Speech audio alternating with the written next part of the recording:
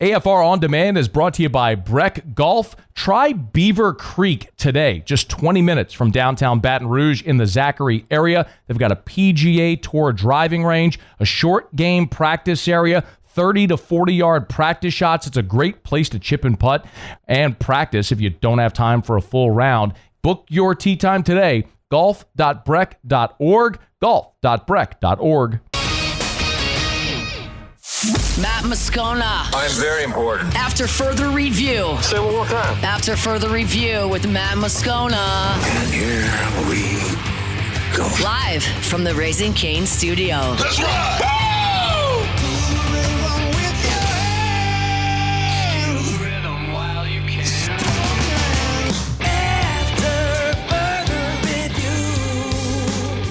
And off we go. Welcome aboard. Glad you're with us. AFR, presented by Relief Windows. I'm Matt. Love you, Matt. Paul O'Neill. They're chanting Paul O'Neill's name.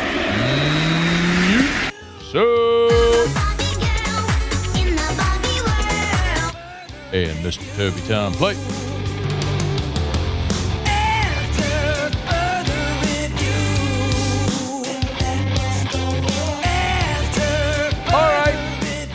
We're here. Glad you are as well. Get out there and make it a good one. Glad to be back. MLB Draft in the rearview mirror. Jay Johnson in 1 hour from right now. SEC football media days 1 week away. Ton to do. Let us begin as we do every single day. It's time to pop the top on another edition of AFR with Bud Light. Drink easy. So the Major League Baseball draft was held over the weekend, Saturday, Sunday, 2-day event. Changed it up this year. And Jay Johnson made out like a bandit in the night. It's uncanny.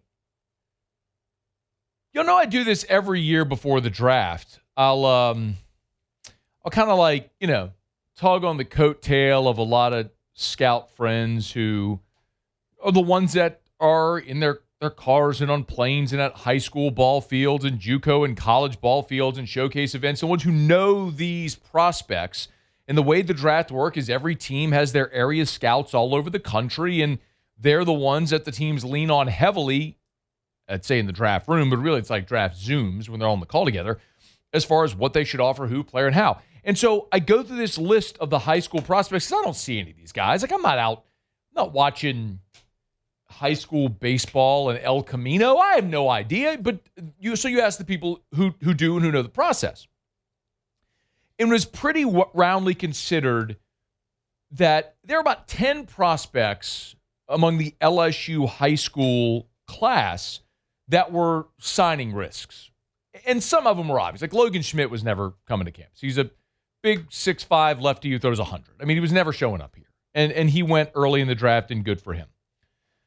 And then Jensen Hirschkorn's another one who, you could say you were hopeful, but we all knew how that was going to go. And he got $2.5 million and he signed. Okay, good for him. Great. Seriously, good luck in your pro career. We understand those happen. But Malachi Washington, Dominic Santorelli, Lucas Naraki, Cooper Sides, Will Adams, Murphy, Stringer, Evans. I mean, all of these guys that we were keeping an eye on, holding our breath, wondering, how many is LSU actually going to be able to get to campus? And you make it through the first 10 rounds, which are the bonus pool rounds, and 4 guys got picked. And it was Schmidt, Hirschkorn, which we knew, and then Roberson and Blomker, who, come to find out, like LSU didn't expect Roberson to show up. Blomker was a little bit of a surprise, but that's it. That's all you lost. And I'm going, this is unbelievable. I mean, Malachi Washington was a guy that many scouts assumed was going to get $1.5 million, $2 million and be gone. Dominic Santorelli, who's been described as a left-handed Jared Jones. He's 6'3", 240 and hits bombs. Go look up his videos from the draft combine. It's unbelievable. 114 off the bat, hitting 400-foot bombs in a big league park. It's incredible. Cooper Sides, who Hunt had on his show a bit ago, described as like a Reagan Ricken type. He was thought to be 50-50. You're getting all of these guys on campus. You go into the 11th round, and listen, there's an hour break in the draft. And so that's typically a time where teams can sort of reset, right? You're out of the bonus pool rounds. You look at your board and you say, okay, well, maybe we drafted some high school guys or some senior signs, and so we have money to play with. Who's still on the board? You call them and say, if we take you here, would you accept X? And pretty quickly, a couple of more LSU prospects come off the board with Adams and Evans. And then Murphy's another guy who went later in round 16, but as I understand it, he wasn't coming to campus. He's going to sign or end up elsewhere. But even still, Malachi Washington didn't come off the board until round 18. He is a speedy outfielder from the Georgia area, and he announces on social media, let's go. He's coming to campus. Dominic Santarelli announced on social media, he's coming to campus. Cooper Sides, Colton Brady, Colby Stringer, Lucas Naraki, Nathaniel Davis, who had previously announced. It is unbelievable the assortment of talent that LSU made it through this draft. They got gutted a year ago by the draft. This was like the universe making good. I had one person say to me, there's going to be a futures game at Alec Box Stadium on Saturdays at 1 o'clock this fall. I mean, it's an interesting way to put it, but when you think about what they were able to get to campus, it's uncanny. Now, the other part of this that's worth considering is the numbers and how this is going to work out. And Jay Johnson's going to be with us here in less than an hour, so we'll work through some of this to whatever degree he's able to talk about it. I get some of that. It is a little up in the air. But when you look at the roster from a year ago, there are 16 players expected to return. You added 8 transfers. Now, y'all know I ain't good at math, but that puts you at 24. Remember, the roster limit under the new house settlement is 34. Your roster is 34. So 16 returning, 8 transfers, puts you at 24. By my count, you got 15 freshmen that could show up. And then you added 1 JUCO pitcher as well. That puts you at 40.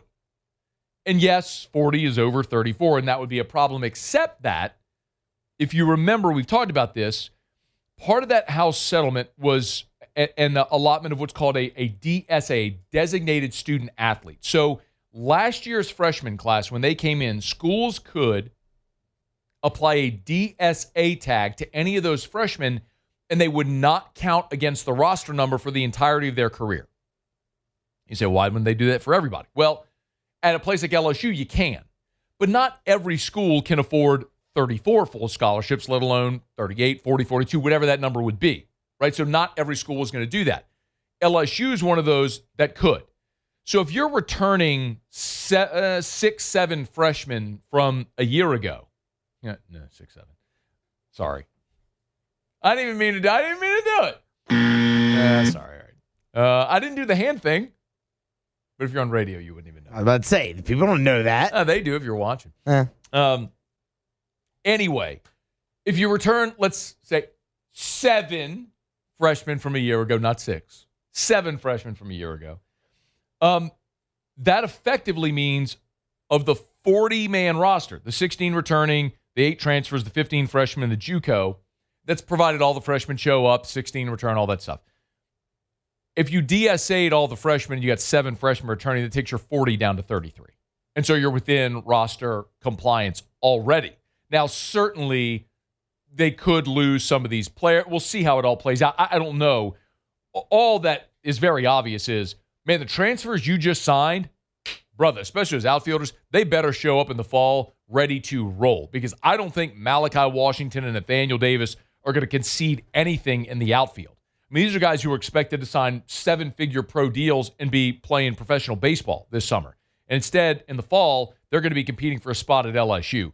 Jay Johnson, listen, I understand the cynic is going to say, and you're right to say that's great, but can you keep him on campus? And you're not wrong to assume that. That is the right question to ask in this era.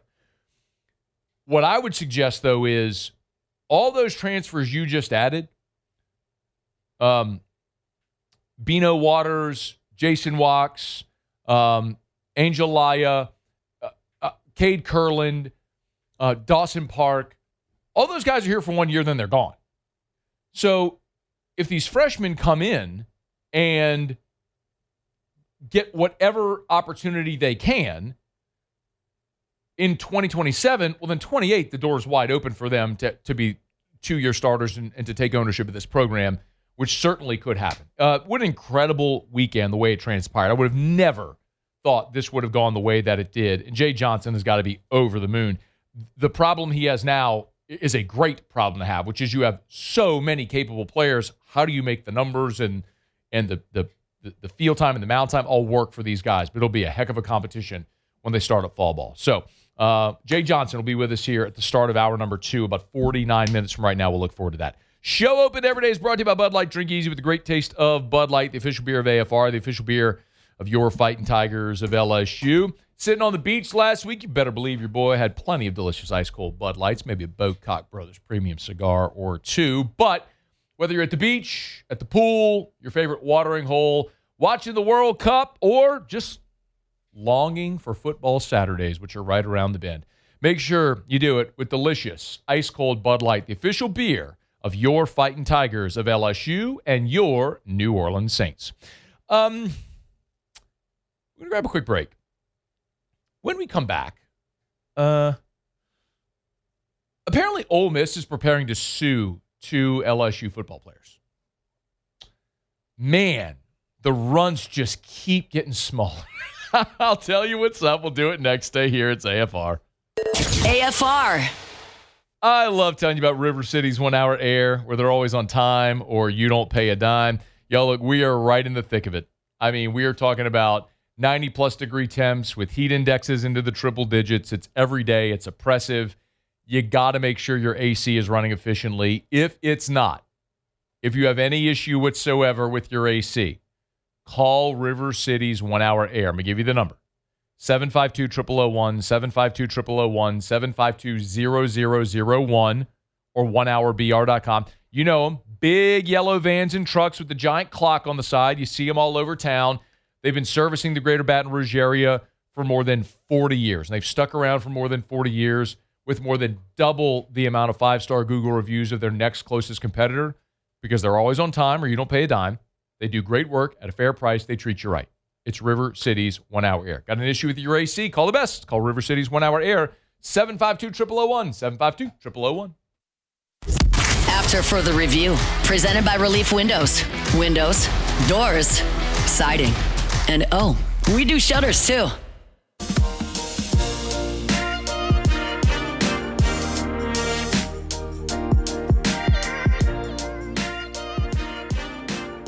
Rolling along. Glad to be back. Muse, thanks for filling in while I was gone. You didn't burn the place down. That's good to see. No, man. Everybody survived. We had a good couple weeks there. I've been gone for 2 weeks. It's been a while. 2 weeks from ago today. I went to New York for the Barrett Sports Media Conference, which was great, and then got home from New York last Thursday, and then Friday we were in the car on the way to the beach. And so we're at the beach last week and just took a couple days off at the end of the week as well. It's made a full 2 weeks. But glad to be back. We got a lot to do. As you mentioned, Jay Johnson here at the top of hour number 2. And I think y'all did talk about the top 40 donor meeting last week. We did on Thursday after you broke the news of it. Yeah, broke that story on Thursday over at LouisianaSports.net. And I'll give you a little more color and context to all of that. I know there's a lot of people really curious about what that is. That blew up. Was on vacation and ended up doing like 10 interviews across the country. It's up. Well, I mean, I don't care. I'll do them, but it's just obvious. I mean, that was a massive story as people are kind of looking, going, what is anything financially laden in this era is going to get a lot of attention. But I'll give you some context to all of that coming up here in about an hour from right now after we talk to Jay Johnson.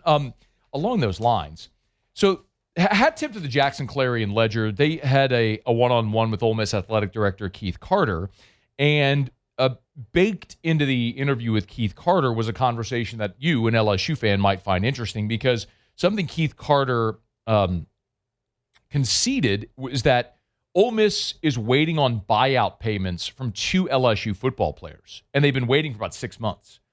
Prince Will Umanmielen and Devin Harper. Keith Carter told the Clarion Ledger, quote, when he effectively said they would go to court to get this buyout money. Quote, that would be an option, going and asking a court to get that money for you. Contracts are with the players. LSU could pay that on behalf of the players, so we're kind of exploring all of that right now. For what it's worth, On3 is reporting that Umanmielen and Harper's buyouts combined total just shy of $1 million. Carter would not disclose the exact dollar amount. Quote, I don't really want to comment on that. It was significant. They were good players, end quote.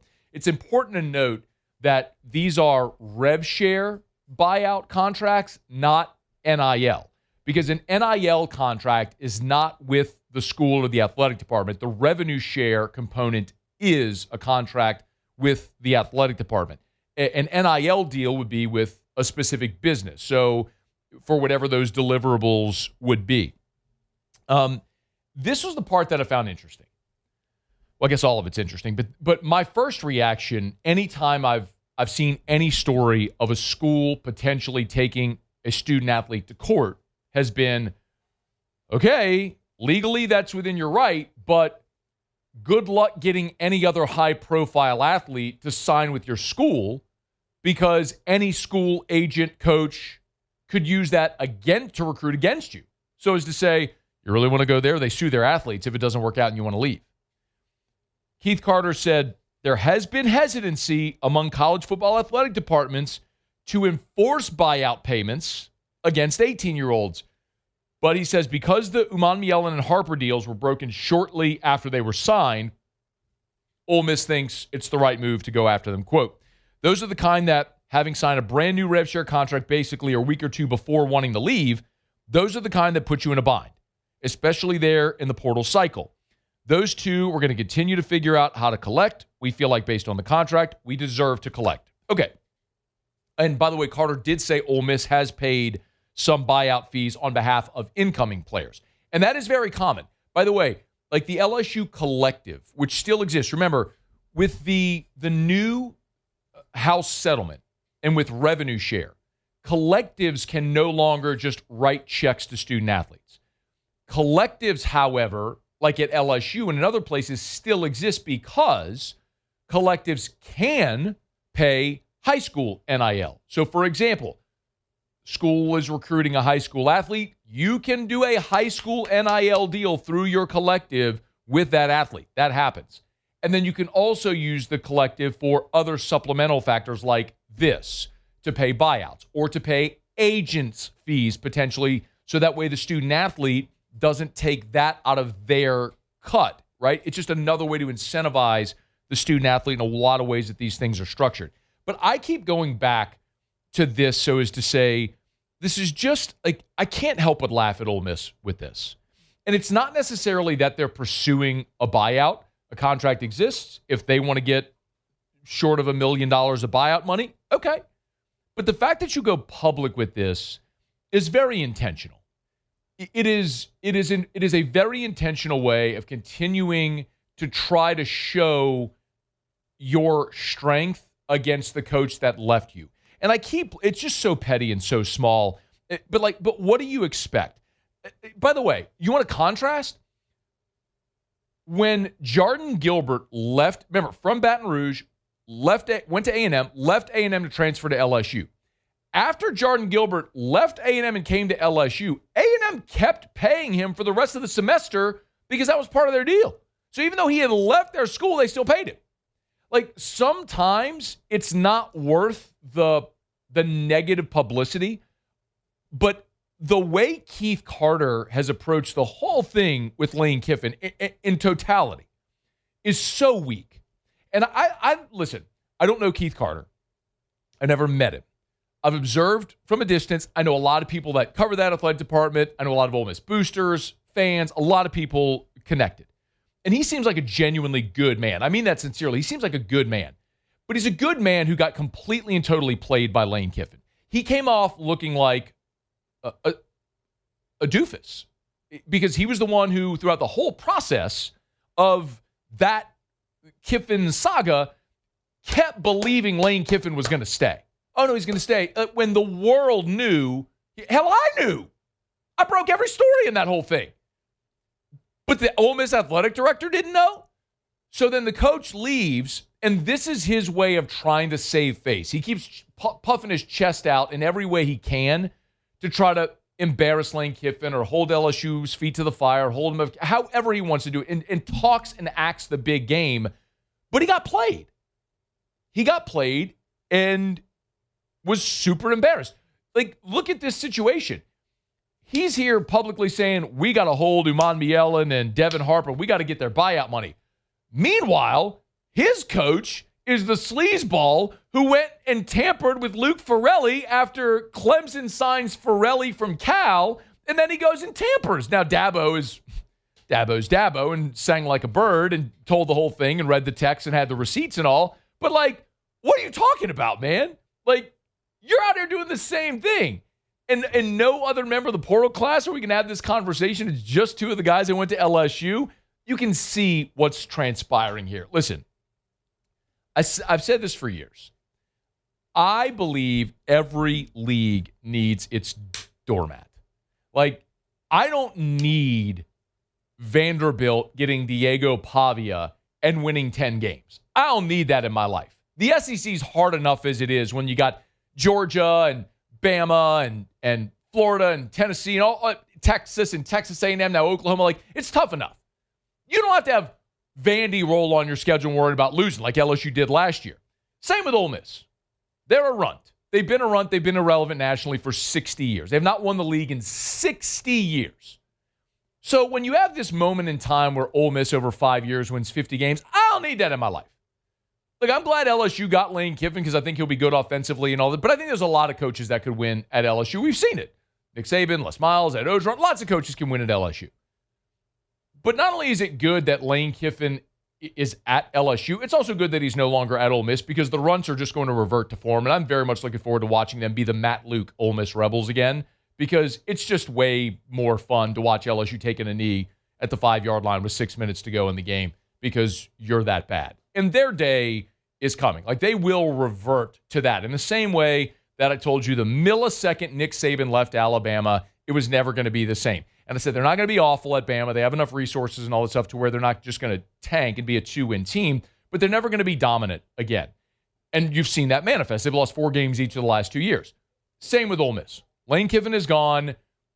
Trinidad Chambliss is a fine player. But if you think Pete Golding is going to maintain the same level of success and consistency that Kiffin had, I fundamentally disagree. And I'm going to really enjoy, not because I hate Ole Miss, but because all of this pettiness from Ole Miss, because their coach left and they have egg on their face, and so now they're trying to puff their chest out and talk tough. It's like the little dog. You know that cartoon with like the big dog and the little bitty dog, the little yipper dog? And then like the little yipper dog tries to act tough because he's standing next to the big dog. And then if the big dog went away, though, yeah, Butch, you know that dog I'm talking about? You know that cartoon? Like, Ole Miss is that little dog that's trying to talk tough standing next to the big dog. Let that big dog walk away, and then you're facing another big dog. You're going to look like the runt you are, and that's Ole Miss right now. So we'll see if Ole Miss sues Prince Uman Mielen and Devin Harper to collect their just shy of 7 figures of buyout money, because that's going to make or break the Ole Miss athletic department. Whatever. All right, it's after further review. We're glad to have you aboard with us here. Thrilled to welcome our friends at Hancock Whitney on as a new partner on AFR. I have been a Hancock Whitney customer for like quite literally as long as I've had a checking account. I mean, since I was a kid. My first checking account was, Hancock Bank and Whitney Bank merged some years ago, but I've been with this financial institution for as long as I've had a checking account. So I am thrilled, not only because Hancock Whitney is an official partner of LSU Athletics, but they're literally my bank. So, and because they're regional, they have branches and ATMs all over the Southeast. So no matter where I go, I travel, I'm going to find a Hancock Whitney ATM, or if I need a branch, I'll see it there. And I love the fact that you can get the LSU or Saints debit card. Like, I have the gold Saints debit card in my wallet, have for years. Anyway, check it out. Our friends over at Hancock Whitney, HancockWhitney.com/Matt. Yes, they gave us our own custom URL if you want to learn more about a checking account, a savings account, or any of the ways that you can sort of deepen your financial relationship with your bank. HancockWhitney.com/Matt. My name, MATT./Matt, if you want to learn more. All right, it's after further review. Thanks for hanging out with us here.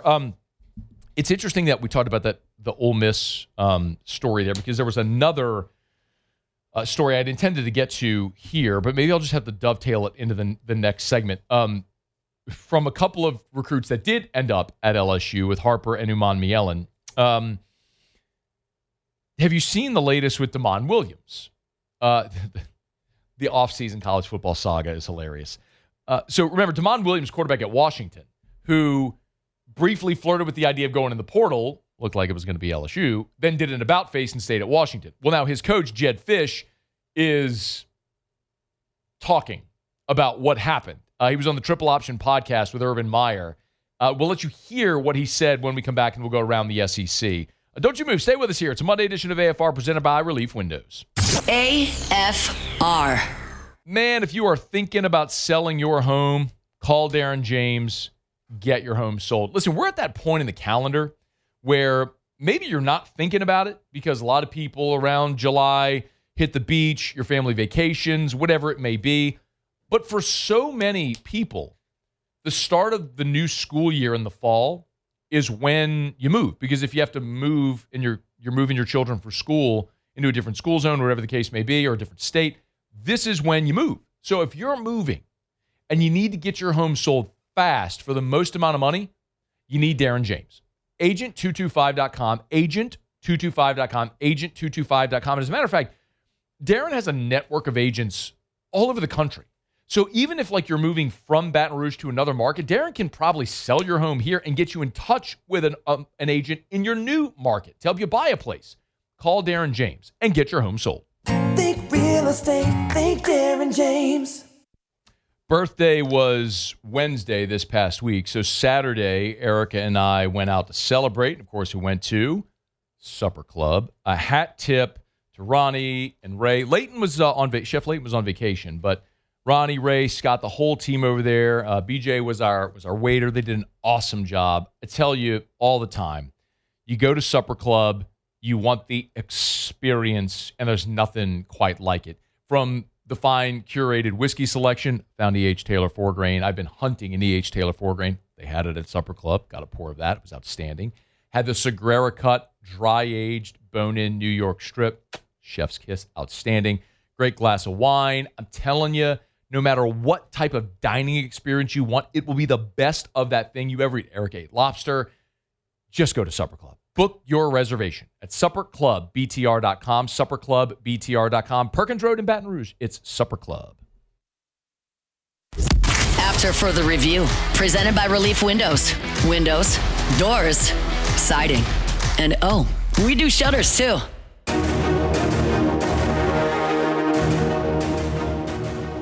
With the 5th pick of the 2026 MLB Draft, the Pittsburgh Pirates select outfielder Derek Curiel.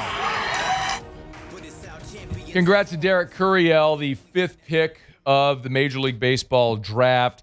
We kind of knew that Curiel was going to end up somewhere in the top 15. That was apparent. How high could he go was the big question.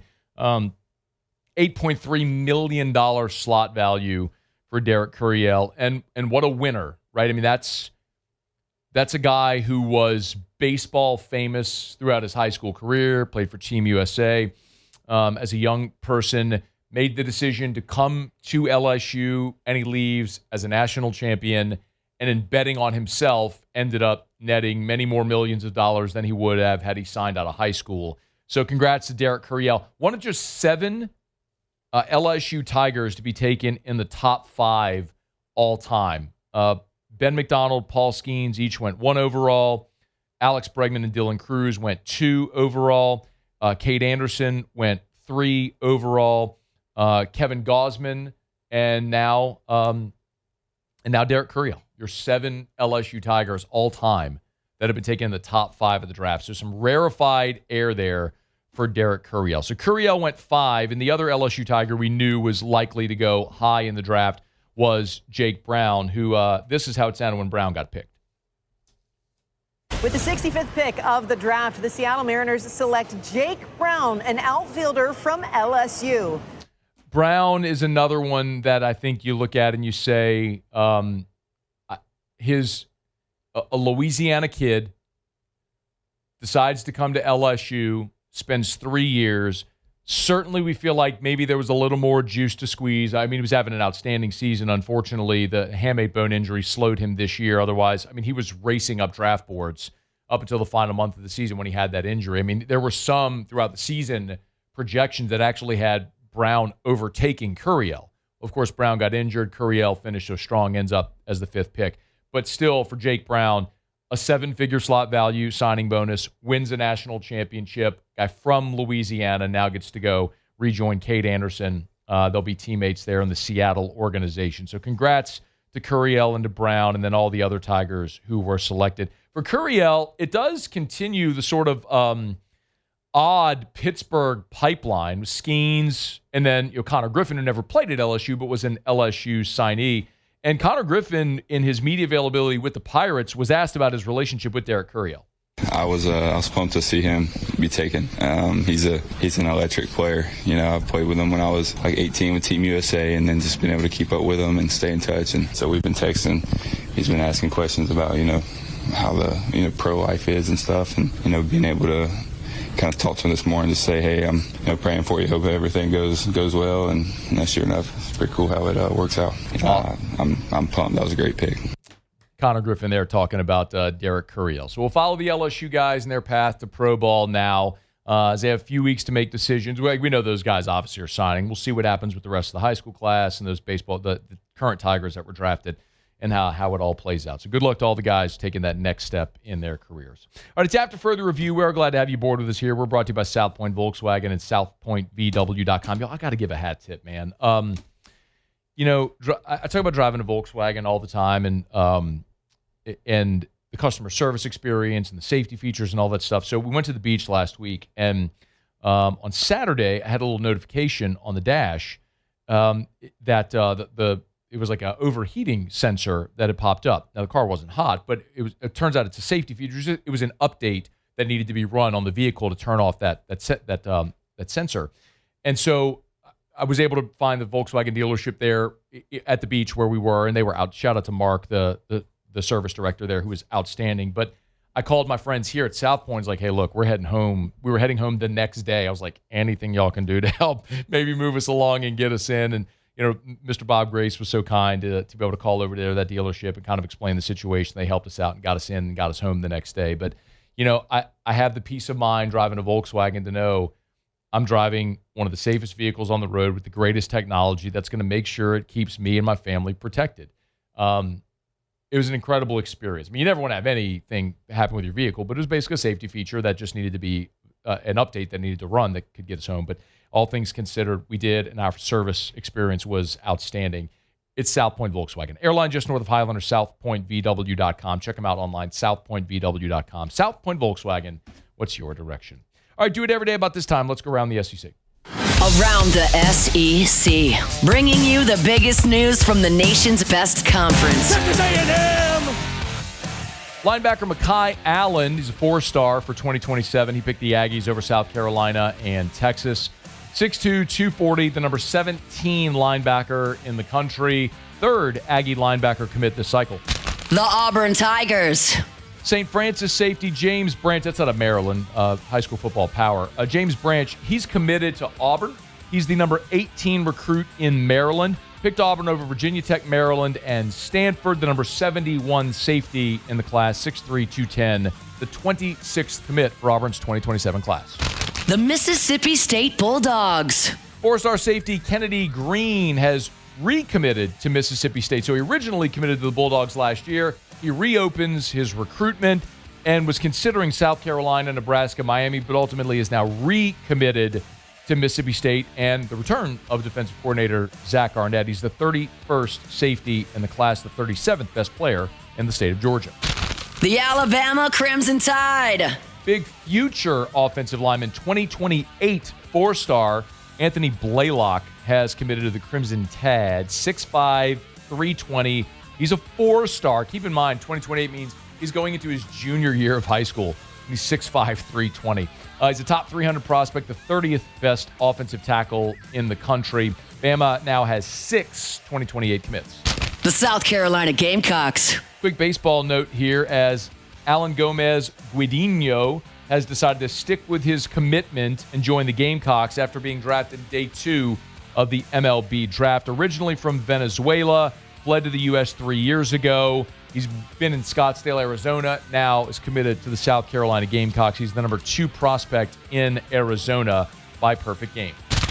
The Tennessee Volunteers. And Hayden Simerson will play at Tennessee following the MLB Draft.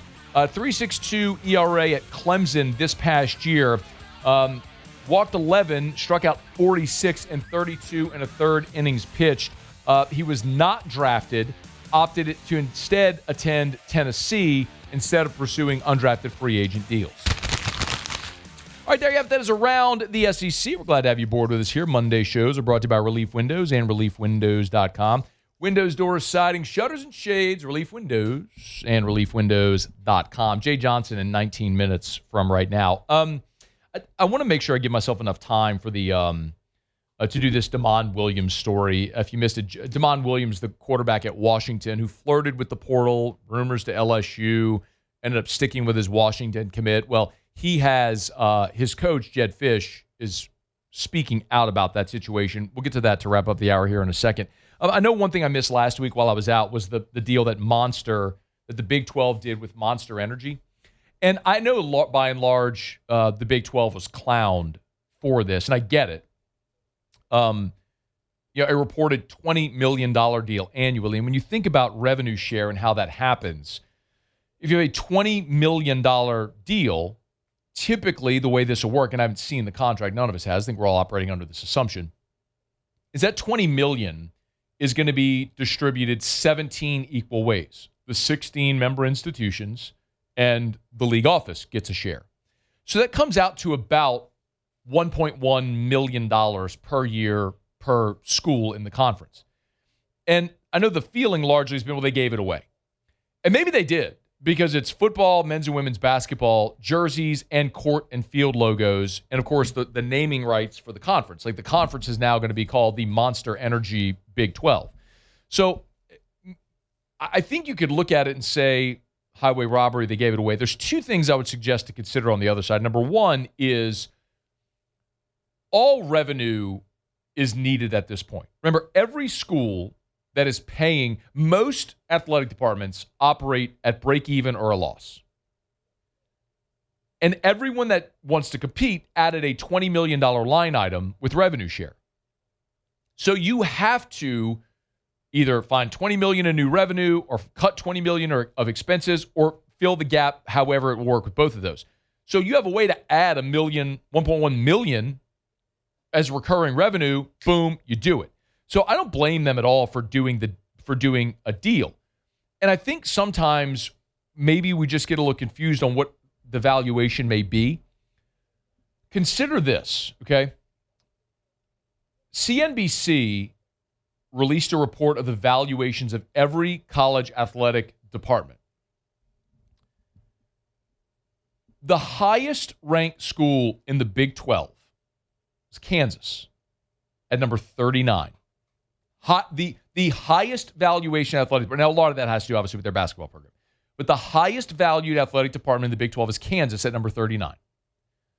The lowest valued athletic department in the SEC was Mississippi State at 38. That gives you some context on what the Big 12 is or isn't worth.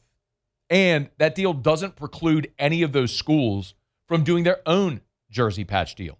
So if you can do something that's more lucrative, go do it in addition to the Monster Energy deal. We can look and laugh at the number, or maybe it's just telling us that's what all those weak brands in the Big 12 are worth. All right, it's after further review. Final break. We'll come back and wrap up hour number one next. I do want to talk about this Damon Williams story. We'll do it next on AFR. After further review. REV, let's rev. RevFiber.com, RevFiber.com. Fiber gets things moving fast. We all know that, right? Right? Got to have good fiber. Get things moving. If you want lightning fast internet speeds, you want Rev Fiber. That's for your home or for your business. You can go to RevFiber.com, RevFiber.com, REV, RevFiber.com. A great reason to start at RevFiber.com is just to see if they have laid fiber in your area yet. So all the areas that they serve, you can find that all out right now at rearview.com. Get in touch with a local associate who can walk you through pricing options. The best part, listen, that if you're watching the commercial you saw right there was Tressie over at Rev sitting down with Gordy Rush right here at Guarantee Media. At Parish Construction and Roofing, we are Rev customers. At the Moscona household, we're Rev customers. You should be as well. REV. RevFiber.com. After further review, presented by Relief Windows. Windows, doors, siding, and oh, we do shutters too. We all remember the day it was super awkward. Lane Kiffin and Sam Levitt, while Levitt's on his visit to LSU, they're sitting in an LSU basketball game, and the photos and the interaction look just very distant and cold and awkward. And there have been a lot of stories that have come out since then. Who knows what actually to believe and what transpired. Maybe one day they'll talk about it on the record. We'll see. But what we know happened during that time is that Washington quarterback DeMond Williams put out on social media that he was entering the transfer portal. And Williams is someone who Kiffin heavily recruited to Ole Miss. And the connections were drawn. I know, just very flatly, I was told that LSU was the target. There was a concern over Sam Levitt's Lisfranc injury, and Brendan Sorsby was going to Texas Tech, thank God. And then LSU was targeting DeMond Williams. And so Williams says he's going to go in the portal, and then we know what transpired after that. The world starts to melt. We start hearing leaks of the Big Ten's buyout clause that Washington used. They were going to hold DeMond Williams to, which is a $4 million buyout. And then ultimately Williams decides he's going to stay at Washington. And we know what happened. Then Lane Kiffin got on a plane and did his best rom-com up in Knoxville, Tennessee, and he meets Sam Levitt at the airport before he's going to Miami, and he gets down on bended knee and has roses and flowers. Okay, that part's an exaggeration. But we know what happened. They ended up getting Levitt, and all's well that ends well. Well, Jed Fish, the Washington coach, was on the Triple Option podcast. This is Urban Meyer's podcast, and talked about what happened in that situation. DeMond signed his contract to be a part of our program for another, year, and everything was great. And then we all came back for our first team meeting. And then when the team meeting ended, he called me and he said, "Coach, I think I need to go. I need to go in the portal." And I was like, "What are you talking about, man?" What happened was a program told him they'll pay him an extra $2 million if he goes in the portal. And the kid's 19 years old. We were paying him a lot, but you add another $2 million onto anything. Wow. He was like forced to put something out there. And then we spent about 24 to 36 hours going back and forth and talking about this is the right place for you. And, you have a contract, and contracts mean something. And in the end, he came back 2 days later. We didn't change anything. We didn't give him any more money or anything like that. But what we did do is we talked to him about what a great opportunity it is to be a 3-year player in the same program. And we got a chance to do something super special. Okay, so I just want to be clear. I say it often, there's the news and then there's what's really going on. So Jed Fish says, we were paying him a lot of money, but $2 million on top, that's a lot for anybody, especially a 19-year-old kid. And we're supposed to believe that in a matter of 24 to 36 hours, you convinced a kid, a 19-year-old, to leave $2 million on the table because of the importance of being at a place for 3 years. Like, that's what did it, right? That was the conversation that got DeMond Williams saying, you know what? Piss on $2 million. I want to be here it's important to be someplace for 3 years. Bro, I was born tonight, but I wasn't born last night, Jed Fish. Come on, dog. Like, this is where you got to be able to be smart enough to read through some of this crap. Listen, it's obvious what happened here, okay? The Big Ten did a brilliant thing with their buyout structure. DeMond Williams had a $4 million buyout. This has been leaked. You can go find this if you care to do the research. So that means DeMond Williams had a $4 million deal with Washington. Had he left, he would have owed Washington the full $4 million. So let's say you're some program that might have been interested in DeMond Williams. Okay, well, if Jed Fish is right, and that program was offering $2 million on top of what he was getting, If he was getting 4, add 2 to that, that's 6, and you have to pay the $4 million buyout, that's $10 million. Demond Williams didn't stay in Washington because you convinced him about the merit of staying someplace for 3 years. Demond Williams stayed in Washington because he had a contract. You were going to enforce the $4 million buyout. Wasn't nobody going to pay $10 million for a quarterback. That's what happened. The moral of the story is, hey, schools, have good, meaningful, enforceable buyouts in these contracts if you don't want your guys leaving. Like, the Big Ten should take a bow. Washington should take a bow. I get Jed Fish doesn't want to embarrass his player, but this is an evidence of how it should be done.